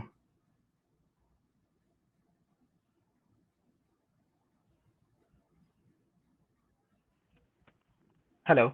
Oh, there you are. Yes. Perfect. Perfect. Perfect. So yeah, my name is Amit. I am the founder of BasePair. We make analytics software for genomic data. I came to US about 17 years back for grad school from India. And I started a graduate program in machine learning before it was cool. And during this program, I was really fascinated with biological data and how complex it can be and how impactful it is. So after completing my graduation, I went to work at Harvard in cancer research. And this is where I learned about genomics and how it is used in cancer and other disease. And the DNA we have is really the source code of life. And once we know the source code of life, this can be used to discover new drugs, improve survival of cancer patient, in reproductive medicine. Using genetic testing can double the rate of pregnancy. It is used in agrogenomics to develop more healthy, better tasting crops. One of the challenges is that as the price goes down, the technology becomes really accessible, but conversely, the amount of data goes up exponentially as well. It is expected in 5 years, there will be more genetic data than YouTube or data from Twitter. So the bottleneck is, how do we analyze this data? How do we make sense of it? So I'll do a demo of the app and show some of the challenges we are facing. So when you sequence DNA, this is sort of the input that is ready for you. So this is a huge file with millions of rows, and this has all the raw data. And this file is meaningless for a physician or a scientist who may be studying cancer or COVID. So what the scientist does, they hire an analyst, a programmer, who will write such bash scripts to QC the data, align data, remove duplicates, find mutations, and other steps involved in the analysis. As you can imagine, this process gets fairly complex. There are so many tools to use, so many parameters to tune, and it's very manual, ad hoc. And not just that, this is very slow because now the physician is waiting for the analyst to do the analysis, which might take several weeks, sometimes several months. And not just this is such a slow process, when the analysis is done, the analyst will dump back a bunch of files like an Excel file back to the physician. And in this file, you can see there's a chromosome position, a given mutation, some genes that are affected. And now the poor physician has to go through this Excel file. There are thousands of rows trying to figure out what is meaningful for them. So this is a slow process, this is an expensive process, and this is a very error-prone process. So what we have done at BasePair is replaced this manual complex analysis with a truly modern that use herself. So instead of hiring an analyst, even a physician or a scientist who doesn't know any programming, they come online to the BasePair SaaS product. They can upload gigabyte of raw data directly from the web interface. And then usually within an hour, they get a nice interactive report, really helping them understand what the data means. So we have the QC and all the reports are explained so they can really understand how the analysis was done. And we have a bunch of interesting figures showing the alignment metrics. We have histograms, tables of genes, which are important. And these are all interactive. So if I'm searching for a gene, I just search for it, and now I have the read count. And then I can look at the raw data, which loads within a second. So what we are doing is creating a very modern BI, a business intelligence, but for a genetic test. This is just one of the reports. We have other type of reports for other data sets. So this is what's called a single cell analysis. And with BasePair, you get the analysis clustering of data, and this is all interactive. So if you think the clustering is not done right, just click and choose a different resolution. And within a few seconds, the whole clustering is done again. And now you see fewer clusters. And again, there's more figures, more analyses. So really empowering genetic scientists, helping them become data scientists. And recently with COVID, we also introduced a COVID analysis. So in this case, we analyze the COVID genome from a sample. First of all, we say if at all COVID is present in a given coronavirus is present in a given sample. And then you may have heard of different strains of the virus, how it is mutating. So we are able to offer those analysis to show what mutations, if any, are found in a given sample. So again, any scientist working with COVID data, they can go from the raw data to some meaningful results, virus mutation strains, within a few seconds without.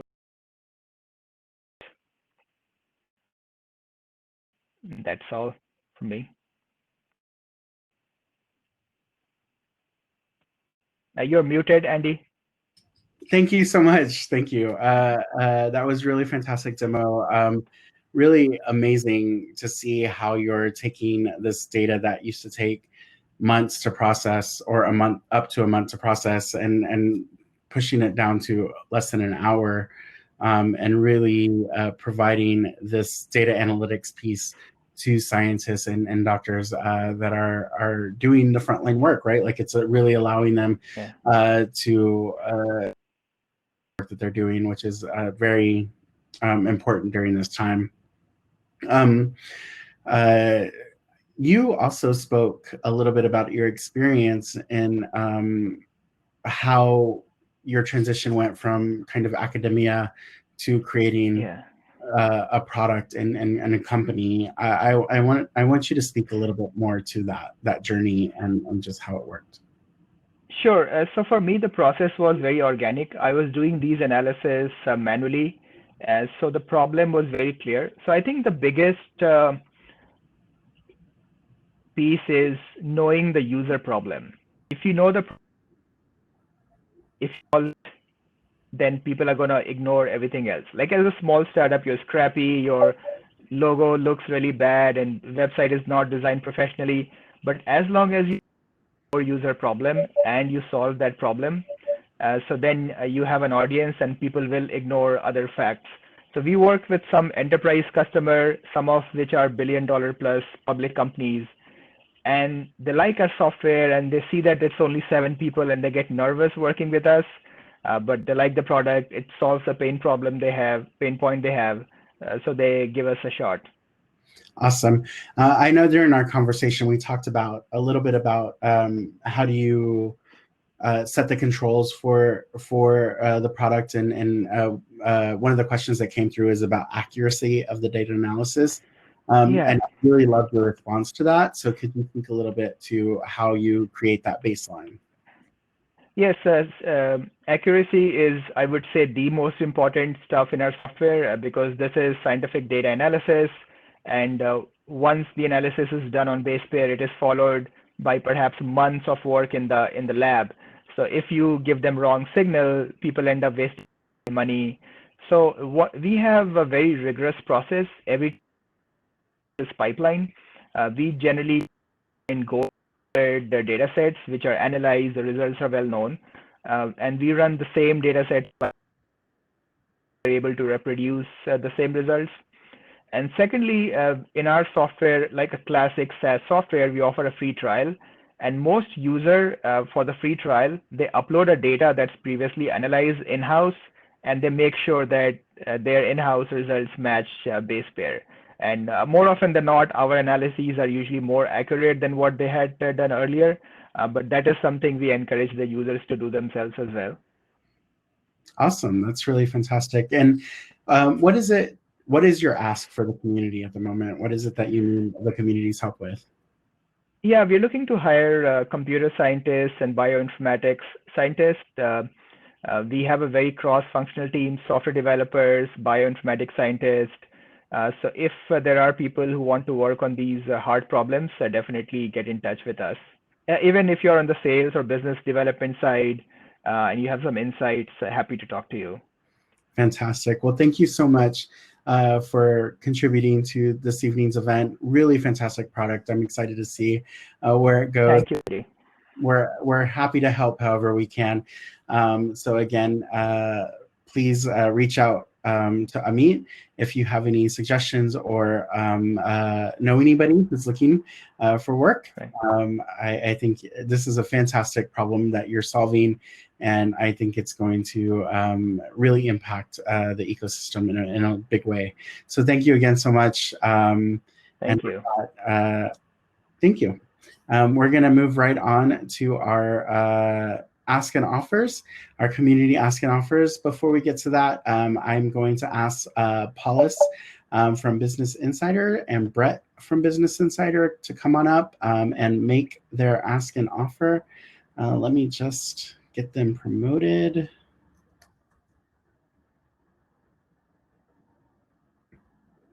Okay. Paulus, I believe you've been promoted, so you can join me on stage. And Brett, let me get you promoted. Thank you so much for participating in this evening's event. And I'll let you take it from here. Awesome. Thank you for having us. I really appreciate it. And fantastic demos. Really, really exciting to see all the amazing products that everyone's building. So thank you again, Andy and Doug, for this opportunity. Let me just share my screen.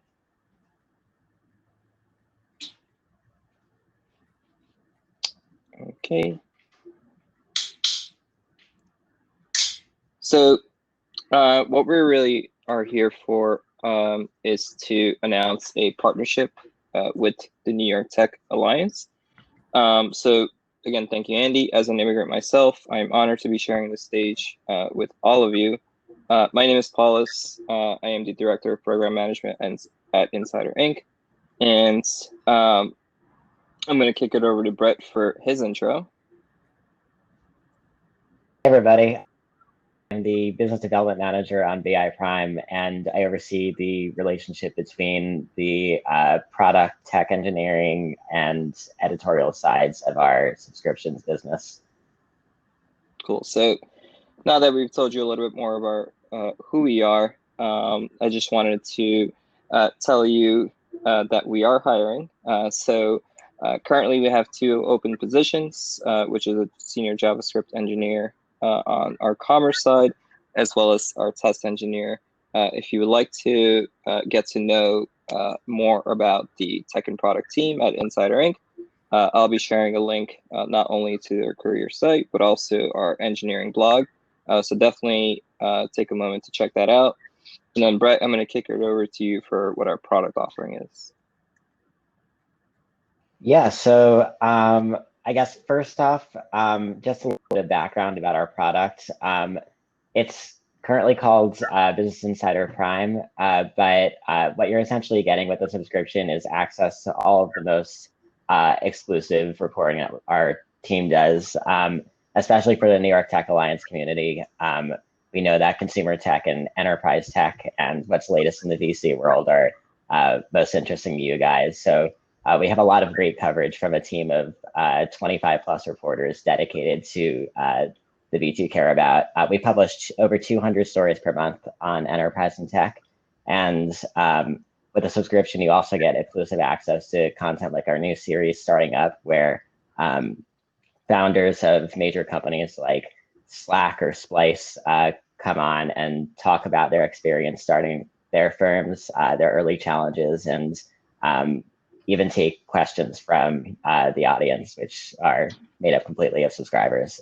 So we're doing a lot of cool stuff for our subscribers. Our team is growing every day. And I also highlighted here a few recent stories our team's written that have been especially high impact. So we featured a guide on how to build a pitch deck for 2020. So with the context of the coronavirus and the current economic crisis, there's a lot of, I guess, interest in tailoring a pitch deck for the current climate. So our enterprise writers wrote about how to best tailor your pitch deck for the current climate.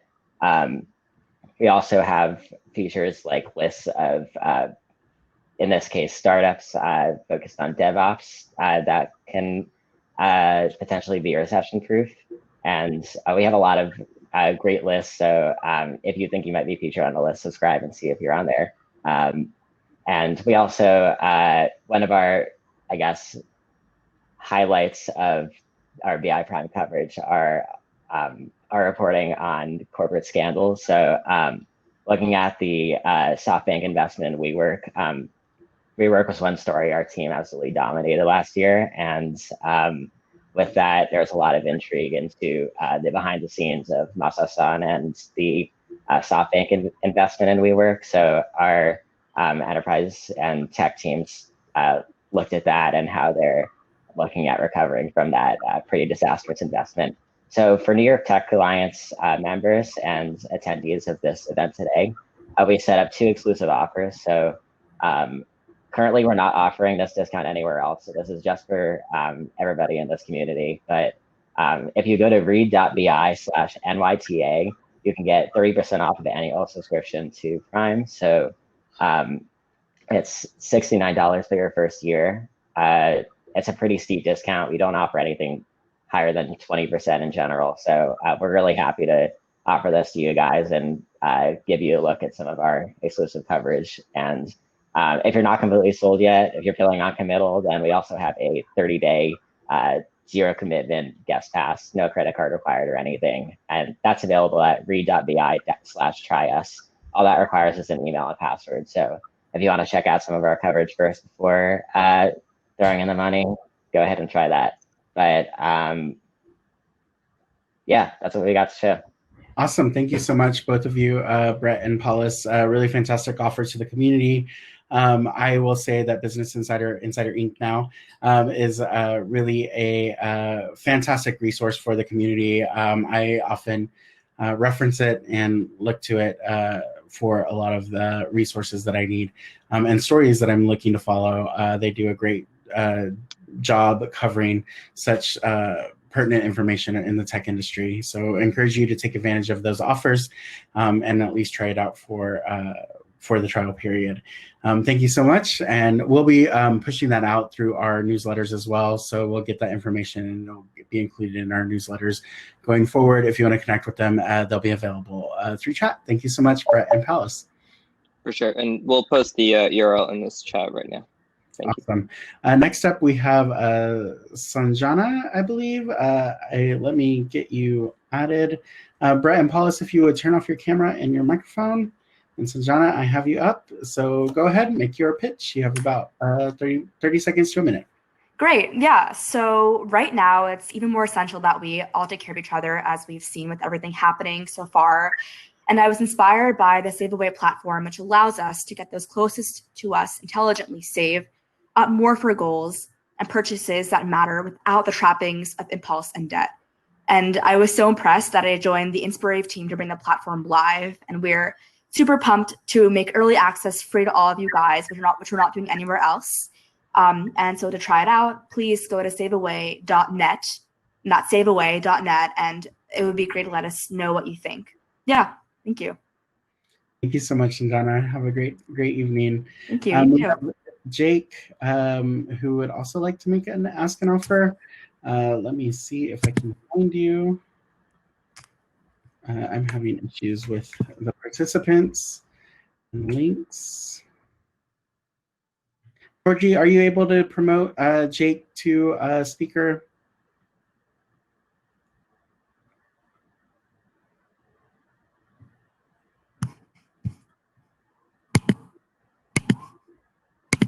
Sanjana, can I get you to mute your microphone? Hey, I don't see him here. Is it just spelled Jake? Yes. Yeah, I'm looking. I don't see him. Jake, are you still here? He's not on the list. Maybe he refreshed or left. Yeah, he says he's here. I see him in the chat. Or maybe refresh your page, Jake. This is. Yeah, I don't know. So sorry, Jake, if you want to type out what your offer is, I can make the announcement and we'll include it in the newsletter. I don't know why the system is not letting us post that. Let me try one more time. Ah, there you are. Yeah, there you go now. Yeah, you probably refreshed. Or I just promoted him too. All right, I'm gonna get him back off stage. Okay, perfect. Thank you so much. Sorry about that, Jake. Oh, good to see you again. It's good to see you. I'll give you the stage. Awesome. Yeah, thank you so much for. See, I am a project manager at Jump Pro. Apps, web apps, mobile apps, etc. And I can offer questions about software or whether needs. And as far as a give, Jake, I'm going to stop you. Unfortunately, I think your audio is not coming through very clear on my end. I am going to ask you, thank you so much for participating, but if you could just send me what your ask is, I'll be sure to send it out to the community and make sure that everybody sees what that is. I apologize for the technical difficulties. I'm not quite sure what's causing that. But, you know. Can you hear me now? Yeah, that works great.